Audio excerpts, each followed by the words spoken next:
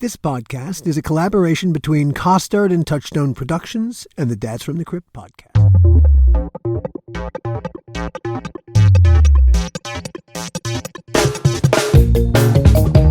Hi, it's Alan, and welcome to another episode of the How Not to Make a Movie podcast.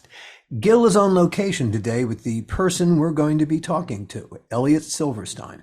We first met Elliot on Tales From The Crypt. Elliot directed 4 episodes, including one of the series' best, The Reluctant Vampire, starring Malcolm McDowell as a vampire who works as a night watchman in a blood bank so he doesn't have to kill people. Elliot is a first-rate director. He's also a living piece of film and TV history. While back east in New York in the 1950s and 60s, he helped invent television directing. When he came west to LA, his first feature film, Ballou, won 4 Academy Awards for adapted screenplay, score, editing, and actor Lee Marvin. He also directed A Man Called Horse, starring Richard Harris, another really remarkable movie. The history part kicks in with Elliot's involvement with the DGA, the Directors Guild of America. As you'll hear, Elliot's a labor guy through and through. He's also a creative rights guy through and through. The only reason any director has a director's cut or final cut is because of Elliot's hard work. There's one more thing you should know about Elliot going in the door. He's 95 years old and still kicking hard. Here's Elliot. You started out, you wanted to be an actor originally. You went to Boston College to be an actor. And then it was when you went to the Yale School of Drama that you suddenly focused on directing, yeah? Well, not that final line from one to the other. Why acting? Should I ask all the actors why acting? Well, if we had all the actors here, we would, but we have the one actor that we want to talk to right here. That's one way of telling a story. It's probably the most powerful way, except for perhaps a Shakespearean tragedy. You've worked with thousands of actors over the course of your career.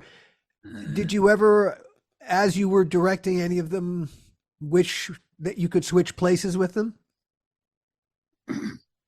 One or two, not really a lot. Let me put it this way. Were there any parts that somehow you thought, hey, I could do this better than that schmo? I don't think of it that way. I never really, I'm not in competition with them. They have their own madness to deal with, and all I want is get them to do it on time and as written, without an argument. You ended up in TV really early on. You were a production assistant on Omnibus.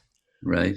And you eventually got a directing assignment while you were still at Omnibus. Was that how directing began for you? I left a teaching job at Brandeis University to come up into the city because somebody there knew somebody at the staff of the program. They gave me a chance to pick up notes and deliver things. Gradually, somebody had a problem with a program which was involved with the ancient Greek tragedians, and they were about to conference table, and they were about to break up the meeting for the day, and somebody said, "Is that it?" And I said, "No, it's not it." "Oh, who are you?" I was the guy that brushed off the table afterwards. I said, "Well, you've got Corinthian columns there, and I didn't have Corinthian columns in that there. Like, who the hell was this guy?" So they asked me for more, and I gave them a little history of scene design, and they tore up that version of it and redid it a little bit. And I was a golden boy after that. Having worked with you, you have such a clear sense of how to tell every story I've ever worked on with you. You see the whole. I feel like you see the finished show inside your head as you go to do it. Yeah, pretty much. Okay. When did that start? When I was a baby. Oh dear. Okay. All right. I got into that because it was the only way that a man who was relatively short compared to leading men could get a job. And so I got a job And then they saw there were some other things I could do. There were some waste paper baskets that needed to be emptied. And from then on, I got some breaks. From the first time that you took up the mantle of director, you had a clear visual approach, an approach to the storytelling where you saw the whole thing in your head from the get-go. Not quite the whole thing, but much of it. That should have discouraged me right away. What I was seeing was not pleasing me a lot, but it was the stepping stone that I had to utilize in order to get to the next step. And then the next one was perhaps prophetic. I was allowed to direct a commercial for the Ford Foundation. The next thing I know, I was asked to direct a Christmas show that is not really directed because it already had a director, a wonderful guy named Seymour Robbie, but he didn't have the literary background to understand what was going on in this project, the original title of which was The Second Shepherd's Play. It's a very famous spot in development history. One of the medieval mystery plays. So I was allowed to go into the control room, and Seymour and I worked out the choreography, the visual choreography. And that was a very great hit. Variety gave it a very good review. And I felt very good about that. And then I set it up from there, little pieces to let me do the camera work also. Mm-hmm. And that was in New York, or? That was in New York, yes. Yeah. Do you feel like that perhaps in a way, because of the nature of how TV was then, in terms of how you had, because were you shooting things live and then cutting live? Yes. Okay. So in terms of just the muscle memory that you develop in a TV control room, that kind of directing where it's to that camera, to that camera, to that camera, where it really is you will benefit from walking in the door, having a sense of where which camera you should be, thinking through. Well, Seymour was a great help and very patient, helping me do that, because it was a crazy threshold to cross. I'm sure. The actors and the producer and the network and then everybody else, and then finally to get down to my problem. And I never learned how to handle that. I never learned how to handle the executive interference. Never did. Yeah. I'll just say that by the time he got to Tales from the Crypt, he handled the management pretty well. Management, I would say he handled the management pretty well. What does that reading connote? It means you handled the management, meaning me, pretty well when we did Tales. Say something about that. Yeah. People in charge of many of the network shows at that time were not trained on any level. Now, Gil knew his beans. I mean, he knew what I would say, X, Y, and Z. He knew what the hell I was talking about, and maybe even have a comment that was worth listening to. But in many cases, there was somebody climbing the corporate ladder, and it was viewed as a successful event if he could get a renewal of a contract, because he maybe renewed a show or pointed out this and that and the other thing, and the level higher than that took notice of the fact that he made a comment. I ran into trouble with that kind of thing, as many directors do if they made the wrong move, and I made plenty of wrong moves. There was a guy who was a head of public relations for one of the companies, and he was asked to produce a show. Now, public relations and production are about as far as you could want to get. One is to tell everybody what's happening, and the other is not to tell them until you have to. He used to call him Mumbles. But for a public relations guy, they mumbles. I mumbled. You couldn't understand what the hell he was talking about. But that was the worst part of it. The worst part of it is the distinctive difference between tell them what they want to know and withhold that to keep them around. The big difference. And he was giving all the information about the whodunit to the audience, despite my groans of pain and efforts to educate him. He had the confidence of the management, and I only had the confidence of 2,500 years of theatrical history, which didn't matter much to him. Yeah. So there was no way for me to hold on to any kind of suspense. So that was a trick which I had to utilize later on, which was make something out of nothing. And it involved having the other actors look at each other with aplomb, astonishment. What is he doing to us? And the audience, being trained in a different way, thought that meant that they didn't know who did it. So it somehow escaped the notice of a lot of people, but it was an embarrassment. He later, of course, was promoted. Like failing upwards. That's the button on the story. He, of course, was promoted. Yes. That's right, yeah. You were never, ever a corporate guy. Generally speaking, you're right. My goal would be measured in ways other than serving the corporate needs of the network. I imagine myself being the first audience. You have a long history with the Directors Guild of America as really doing all kinds of things. Creative rights was, I mean, you were one of the first people that I think really talk about it. The whole idea of a director's cut, really, that comes from you, doesn't it? Yeah, yes, it does. I never really enjoyed those fights. I had the good fortune of working with a number of really excellent producers, one of them sitting next to me, another one being like Sam Spiegel, who's out here. Oh, gosh. Yeah, wow, okay. Oh, him. That's good company to be in. Oh. Well, a good producer knows what you are trying to do, not trying to enforce his views of what should be done on you. That becomes useless. And it was all an accident of the way film work began, because as you probably know, it began with people doing this kind of little trick thing with the kids used to call a kaleidoscope and things of that nature. And then somebody came along and said, "Hey, wouldn't it be good if we could sell this?" Yes, we'll sell it. All right, fine. Well, that was so good, we'll need more than that. Well, I can't do more than that.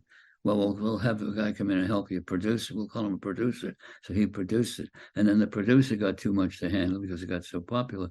So we'll have an executive producer. And then eventually it went up the line till it became de rigueur. And the people who superseded or stood on the shoulders, let's say, of the producer, instead of being a help, they tried to get in on the process. And having different goals. One was the show, and the other one was the ratings, because they're very often different, as you undoubtedly know. And it was gradually the system grew stronger and easier to understand from a corporate point of view, and we're stuck with that now. Before we abandon your early years of TV, you, among the shows that you did, you've got 4 Twilight Zones to your credit. 4, yeah, something like 3 or 4, yeah. 4. I can tell you 4. Okay. According to the IMDb Pro. Okay. And I trust them because I pay them. Okay. You have 4. There were 4. You wrote 2, I think at least 2 of your episodes, maybe 3, were Rod Serling scripts, and one was a Richard Matheson. The other one was a Richard Matheson script. I didn't write them. No, but what I'm saying, Rod Serling wrote 3 of your scripts, and Richard Matheson, another terrific writer, It's possible. excuse me, wrote another of your Twilight Zone episodes. So you had, really, you had good scripts to work with. Yeah. Well, that's the beginning of everything. So in that one respect, writers are correct. If they're the ones that start the process, they start with the germ, and the germ gets more infectious It's also it seems to me an indication with people like Matheson and Serling that they would trust their material. That's my next question. Yeah, since they probably had the pick of the litter to say, okay, I want this fella or this gal to direct my work, that they consistently went back and forth to Elliot. What was the experience of directing? Because not only was Rod Serling the writer, he was a producer on the show, so he's your boss. He never stepped forward. Right. So he let you do your work. It was well put together. So the better the script was put together, the easier it was to mount it. But most importantly, he trusted you to do your work. Well, I suppose did he trust me? I don't know if he trusted me. Hey, when it a minimal of interference. I guess maybe it does come down to trust. It always comes down to trust. I mean, Gosh. I always say to people, if I can't trust you, then there's no sense in you trying to work for me. I can't do anything about that. So if you've lost trust, to me, you've lost everything. And I think these guys in the early stages of television, even more so. Yeah, I mean, to a degree, they were inventing the medium and how the medium was going to look and feel in play, how it would tell stories. But when you're talking about the beginning, as to when these rules were established, you got to realize it was a desert. There was no half-hour shows or even 15-minute shows. They just crept onto the screen with great hope, and eventually established a methodology. Yeah, and that's when the escalation I described a moment ago was started. Where you had one producer did one show, and then he got so good, he had two or three, and he had to do them in the course of a day or a week.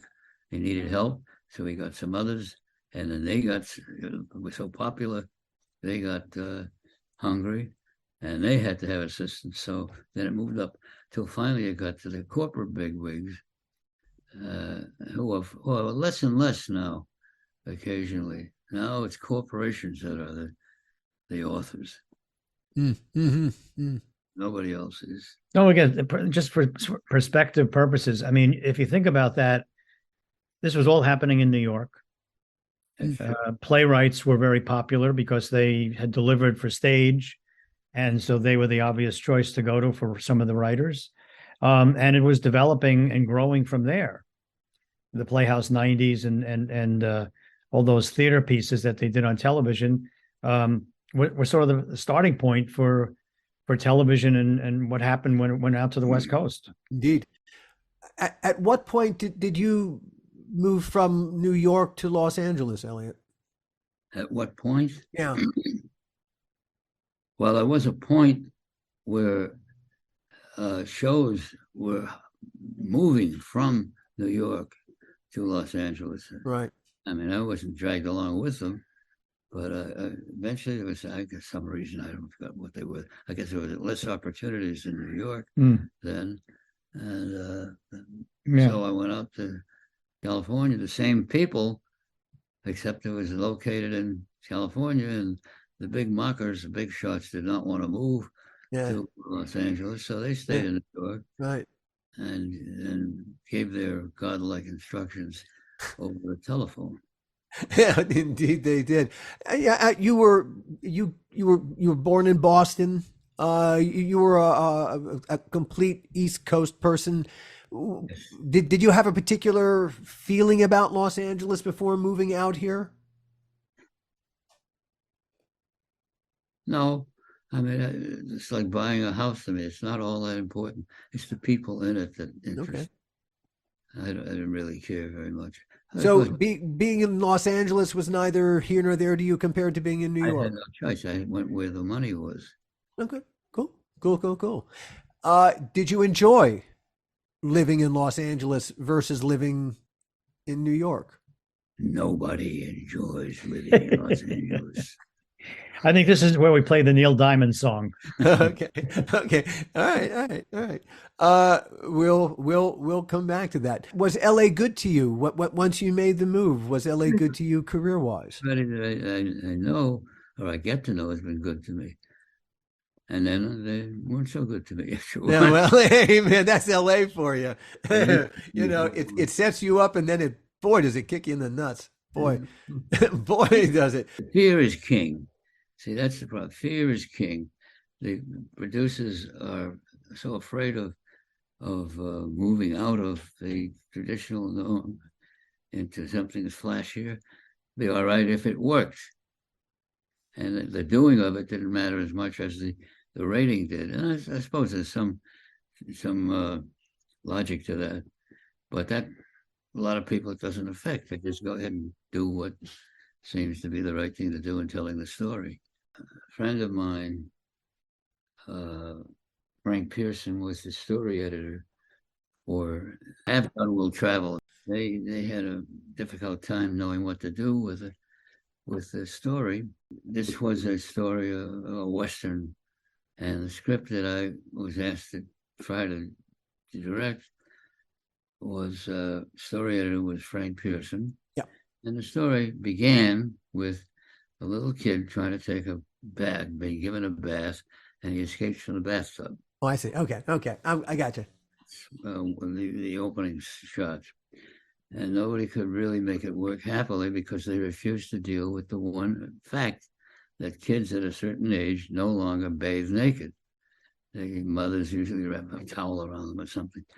And Frank was a fan of mine, other things that I had done there. So I was asked to do that. And I said, it's very easy. Get back when the kid leaves the tub. Jump way back as far as you can get back, so nobody can tell whether he's bare ass or not. And then I love to give arguments to the network people when they haven't got a leg to stand on. How could they say he was naked? How do you know? It's so far back. So that worked, and the producers liked that very much. And then somebody saw the logic behind my trying to blindfold the network people. So I was given other assignments. You also did Route 66, a couple of episodes of that. I did. I did one that I wrote too. I came out of my apartment in New York on 65th Street, and a guy was trying to break open the lock on my car. I said, "Aha, a show!" Across the street, and I that is how it begins. We ran up 58th Street, one after the other. You'll see a whole show right here. And as we were running, I was chasing them. Then I looked behind me, and there were two guys there, heavyweights, the cops. They were chasing me. I was chasing the thief over on 58th Street, on 59th Street, subway, down. Wow. We all chased each other down there. Finally, along the subway, we got to the end of the tracks. And that was it. And the guy held up his arms, and he was arrested. And the cops were good guys. They said, "What are you doing?" Well, he couldn't speak. I said, "Just tell the guys why you did that." He said, "I got kids and they're hungry." I'll never forget that. So I looked at the cops and I said, "What are we going to do?" He said, "What do you want to do?" I said, "I don't want to do anything but give them a loaf of bread." And they said, "All right." So we a little more talking, and it turned out there was a national hospital in Lexington, Kentucky, I think, for dope addicts. Turned out this guy was a dope addict, and he was buying. Research turned out he was buying food or stealing food for his family. So we established that, and the two cops and I did things that neither one of us was supposed to do. We agreed that this guy should not go to jail, but then he would go to the hospital and see if they can break the habit. And that's what he did. And the cops, God bless them, they stood with him. This is another story. They stood with him in a hotel all night long, make sure he didn't get drunk again. And they escorted him to the train and put him on the train and make sure he got off at the hotel, The hospital. The address for the hospital. So the three of us, there's two cops and I, saved that guy's life and maybe his family too. And the cops, one of them said something, I can't recall exactly what it was, but he said something to the effect that he really served the city well that day. Indeed. They made a citizen. Indeed. Yeah. That was Made a difference. Made a difference. Made a big difference. Instead of just locking him up and throwing away the kid. The leap to feature films. Yeah, feature films. Yeah. How you saw that as an advancement? Yeah, I question the use of the word advancement.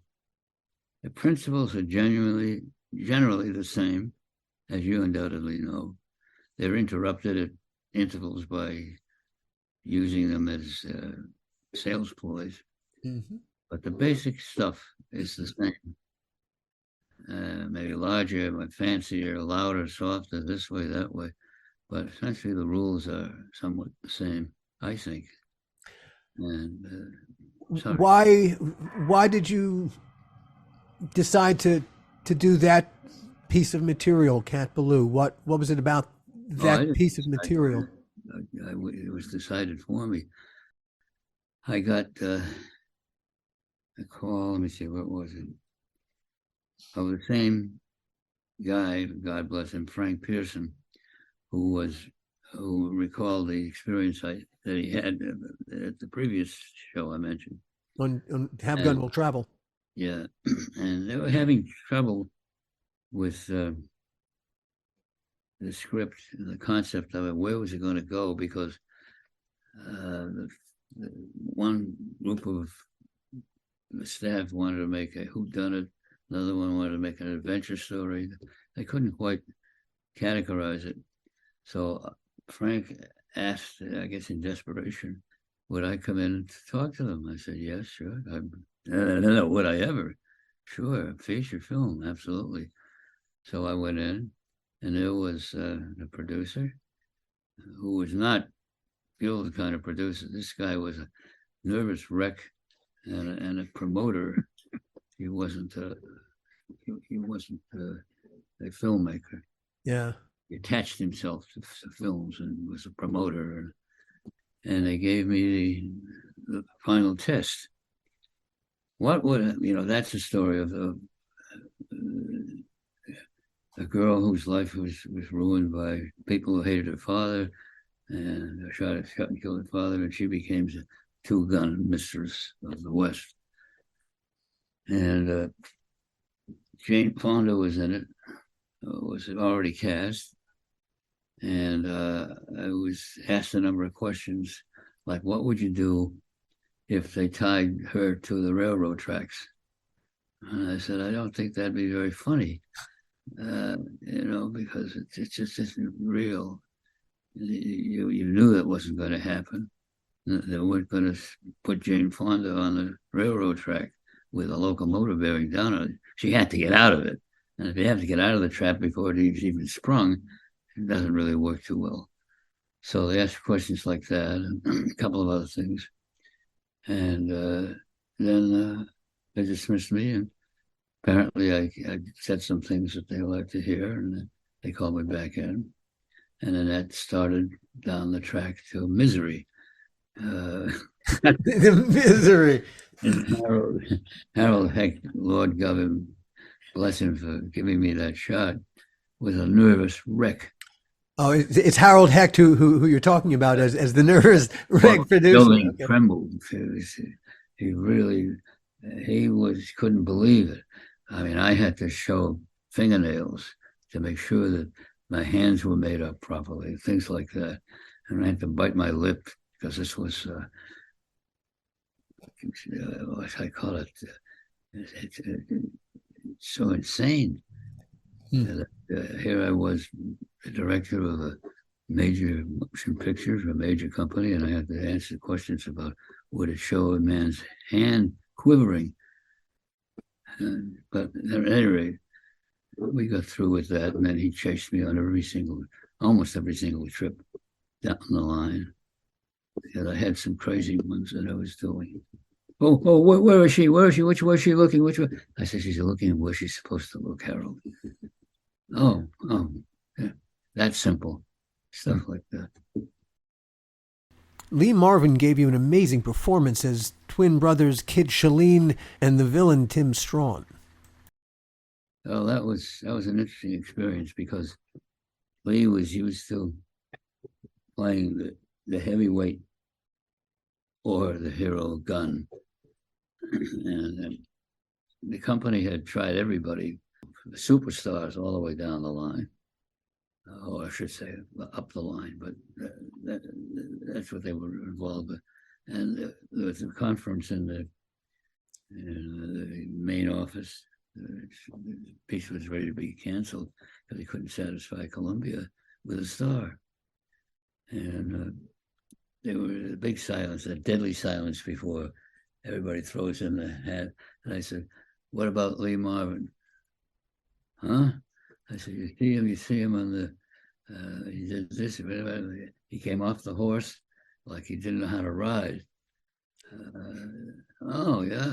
And Mike Frankovich, God bless him, was the head of production at Columbia. He said, well, let's try him. They got him. He got the script. And Harold was quivering. He didn't know whether that was a good sign or that was the end of it. Quivering.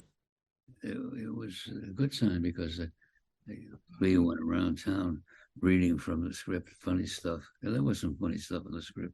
I remember seeing that film as a kid and just loving it. It's a fun movie from start to finish. It's great fun. It was not fun for me, I gotta tell you. Well, hey, it rarely is. I knew what was funny, but I constantly had to look over my shoulder because Harold was there without a sense of humor, judging whether it was funny or not. As long as I got through on time, that was his so he could get on to the next project before I killed it. Aside from Harold Hecht, what else caused you agita? I don't mean to cast any aspersion. Oh, no. Hey, look, but truth is truth. And, some people are good producers and some people are not good producers and they make working together horrible. His name was on some very great films. So yeah. Hey, but that doesn't mean he was easy to work with. It's just, we're just telling, hey, we're not saying he's a horrible human being. We're saying he was not the easiest person to work with. That's okay too. Yeah, and he might have had better times when he was easy to work with and times when he was harder to work with. That might be part of his story too. Well, he had everything to be afraid of. Here was a director, first feature film. The budget was low. The issue was huge. Whether Harold Hecht would ever live to make another movie. Frank Pearson, thank you. Yeah. He came up to the office with me. His shoulders were slumped, and he was very worried that the first viewing of a cut was not successful, or didn't seem to be successful, till somebody in that group started to laugh, and then all the executives started to laugh. That's the way it works. You got to get an executive in the audience whenever you do a movie. At any rate, he couldn't believe that it was working out so well. Neither could I, frankly. Our experience making a project doesn't reflect the audience's experience of the project. Yes, you're right. You're absolutely right. It's just how it is. And rarely do they even know what is going on day to day. Amen. In terms of how it's accomplished. Amen. No idea. It was what we're going to get. And the first job that I had as a director was to let them know it's okay to laugh at this one. It's okay. Yeah. This is not a real Western. It's supposed to be funny. You can laugh. If you don't find a laugh, I'll kill you. But, so they laughed. Yeah. Were you expecting the critical response, including the Academy Awards? No. Matter of fact, I had that meeting I talked to you about with Frank Pearson we were both very nervous now, of course, because we didn't know how it was going to be received by the executives. And I remember saying to Frank, look, we finished the first movie that we did. That's the hardest part, is getting that first assignment. We brought it in fairly well on time. Blah, blah, blah, blah, blah. And then the door opened, in came the rewards. Hey! So we came close to the guillotine.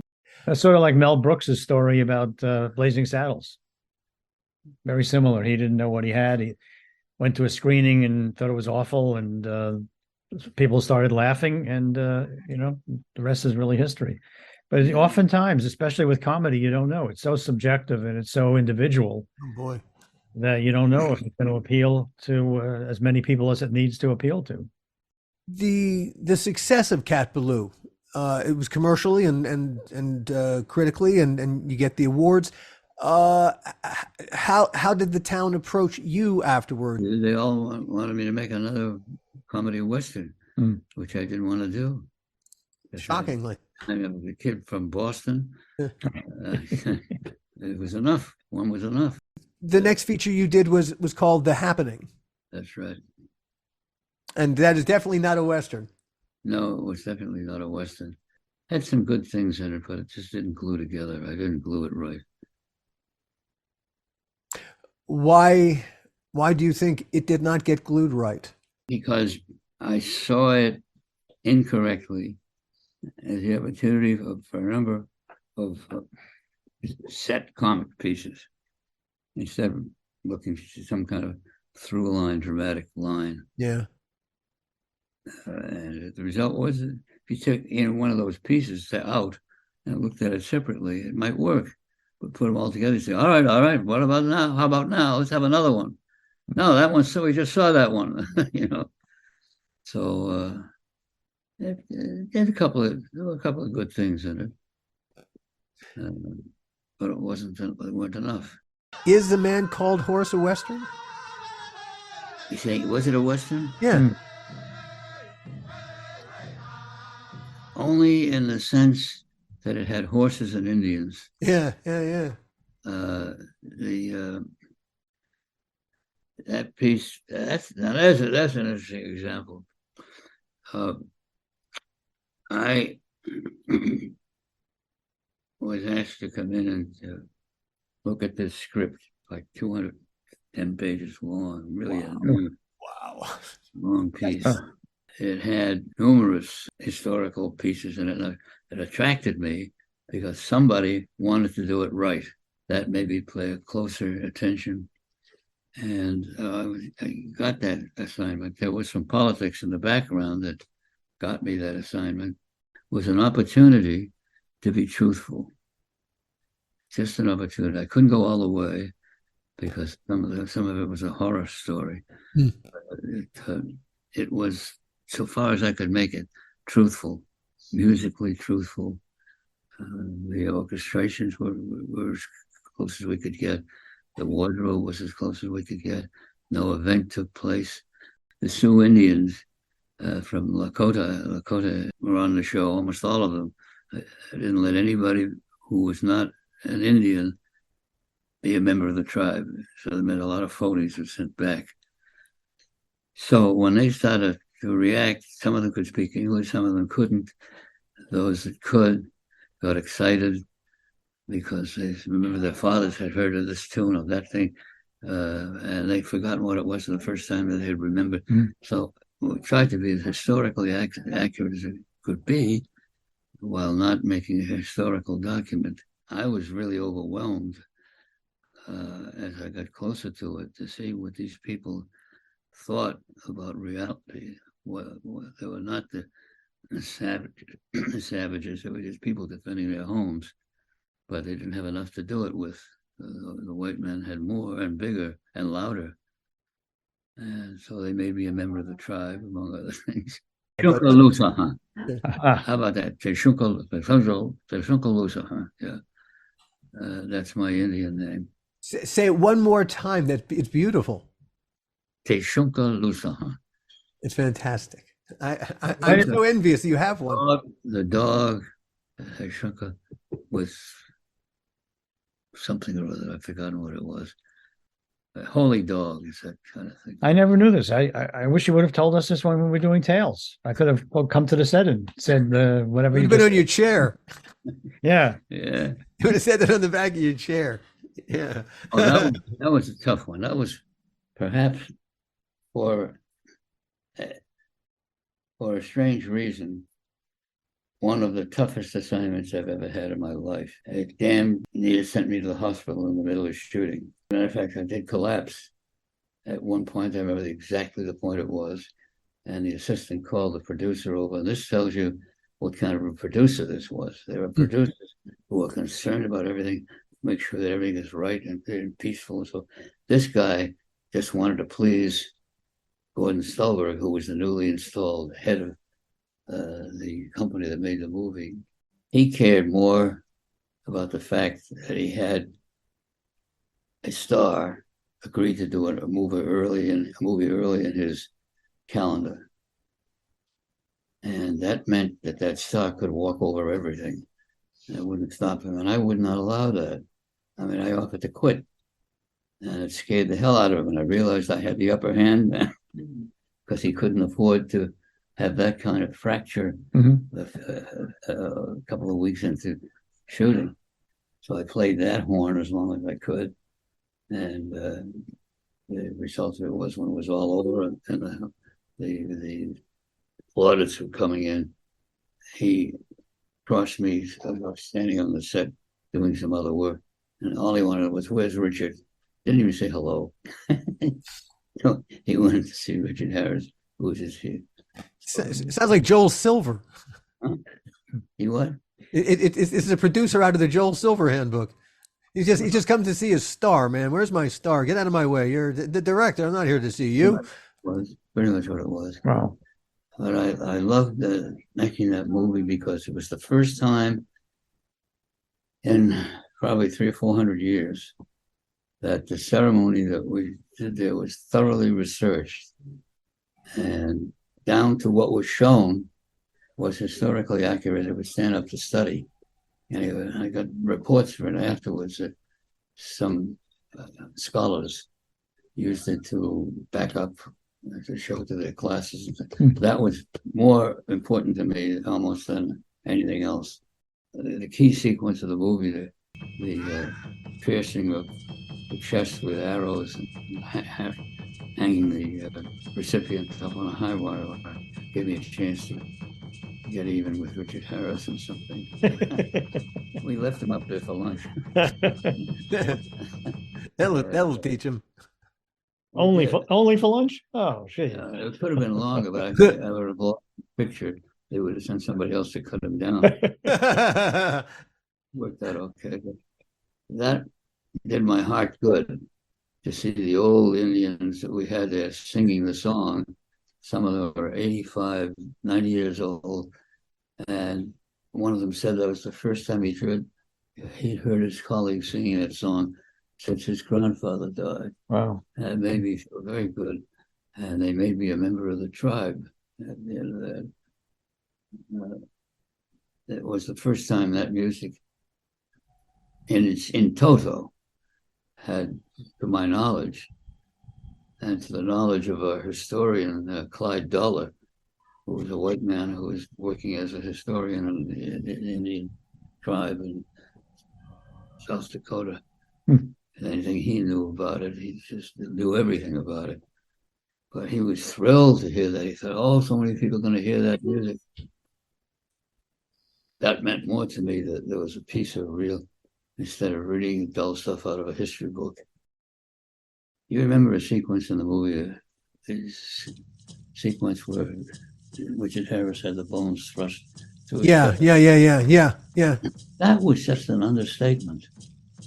What actually happened was, after the man was hoisted up with these bones through his chest and left there until he was unconscious, and they cut him down, they let him lie there.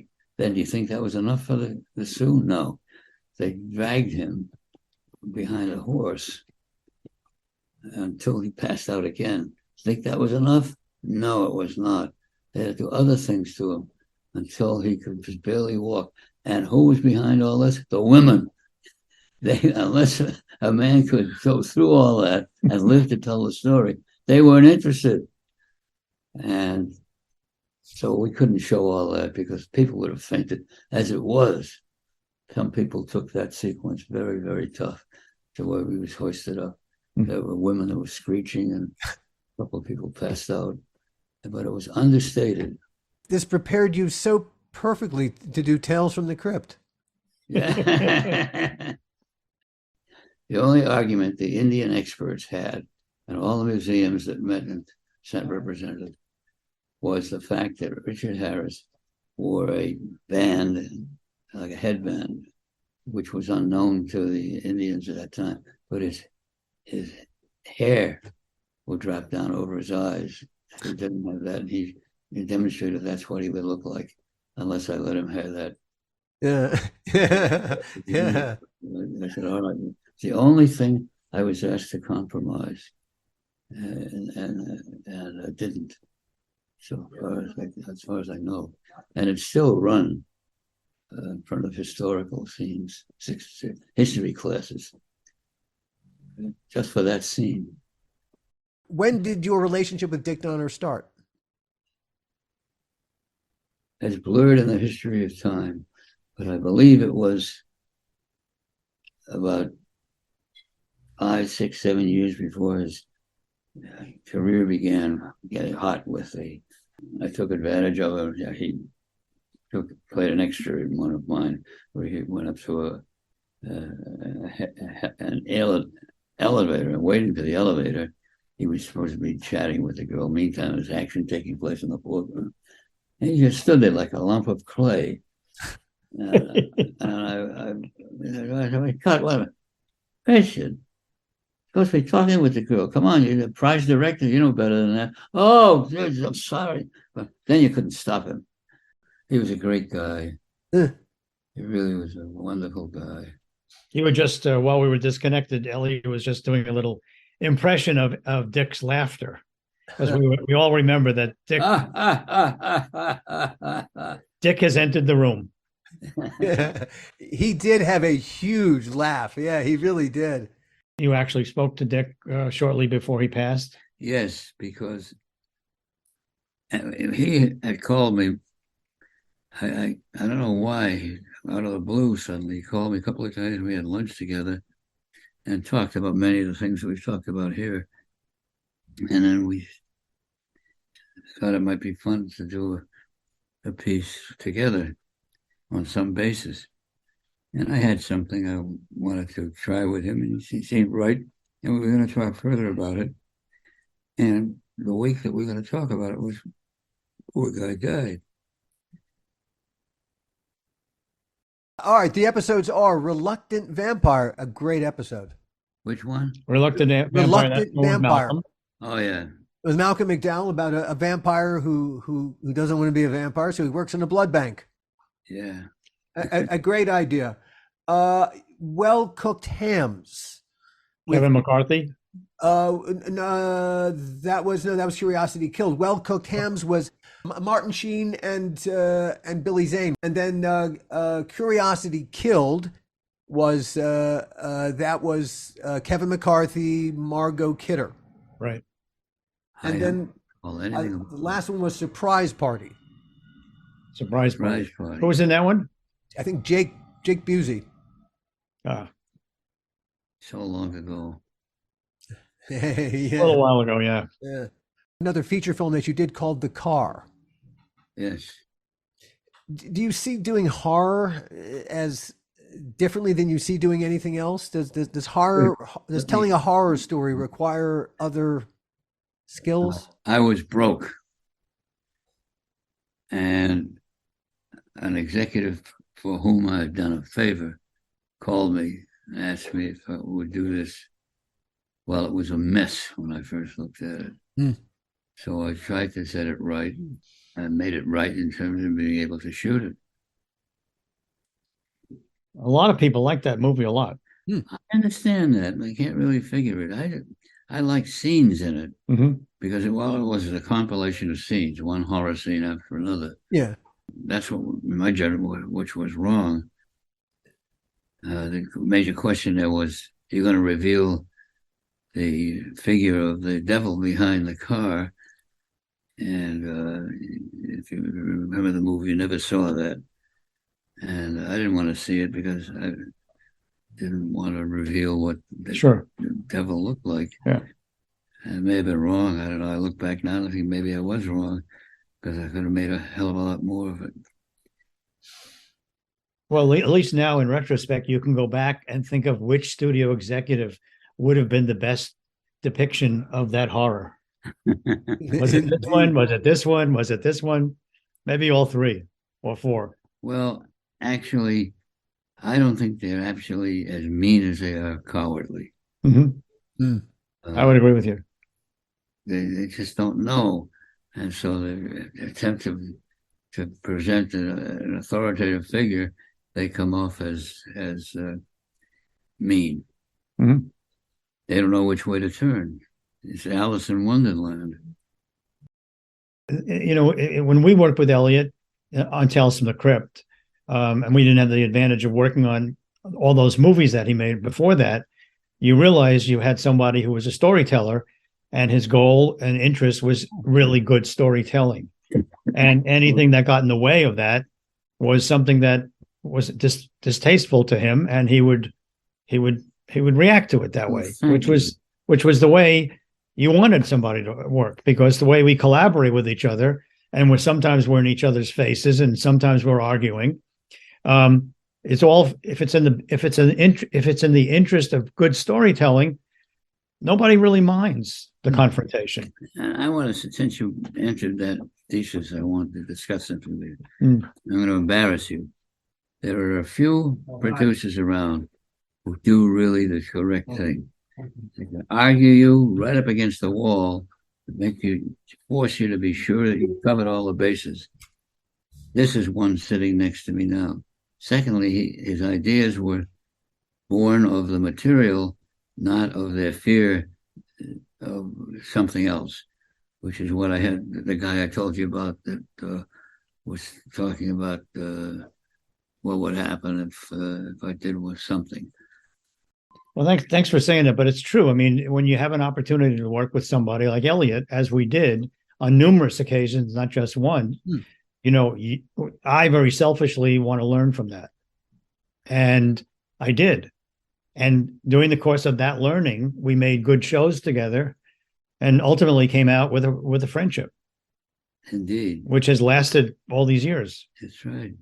I don't think most directors, working directors today, know or fully understand and are grateful to what Elliot did as an executive on their behalf at the DGA. Oh, gosh, yes. I mean, in terms of rights and in terms of cuts and in terms of just the work ethic of being a director. Yeah. That sort of goes by the wayside. People don't really hear or see that much. And I think your reference to that interview, plus my comment about, you know, what I know about what he's done for the DGA is quite exceptional. And it's really quite exceptional considering he wasn't an executive. He wasn't an administrator. He was a working full-time director in his own right. And yet he found time to figure out and help those that didn't have the capability that he had and didn't have the opportunity that he had. Gosh, yes. And the DGA, creative rights. And the DGA has been forever better for that. You know, it's funny. We're looking at a potential strike across a bunch of the guilds coming up in the next couple of months. But you know, the DGA was always way stronger. Has always been far stronger than the Writers Guild. Yes. The answer to that is, if push comes to shove, the poor writers get stomped on a lot. Yes, we do. Psychoneurotic.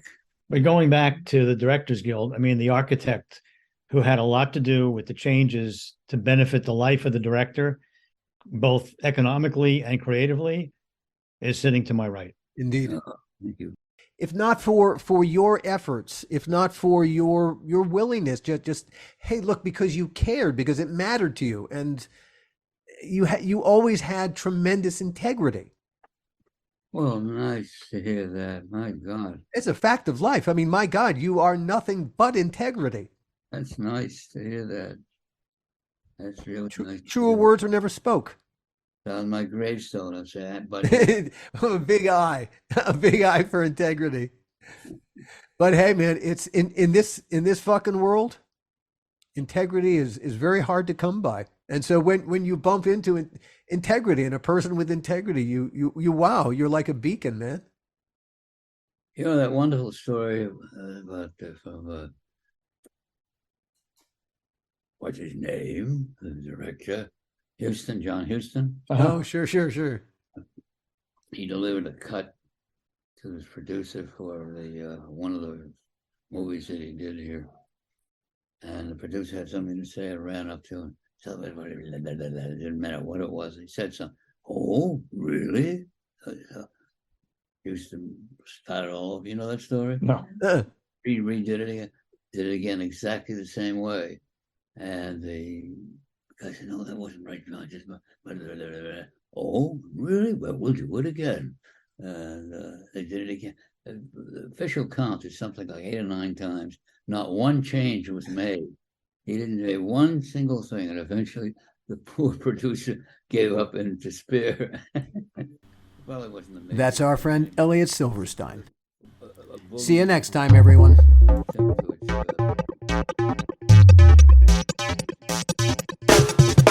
The How Not to Make a Movie podcast is executive produced by me, Alan Katz, by Gil Adler, and by Jason Stein. Our artwork was done by the amazing Jody Webster, and Jason Jody, along with Mando, are all the hosts of the fun and informative Dads from the Crypt podcast. Follow them for what my old pal the Crypt Keeper would have called terrific crypt content.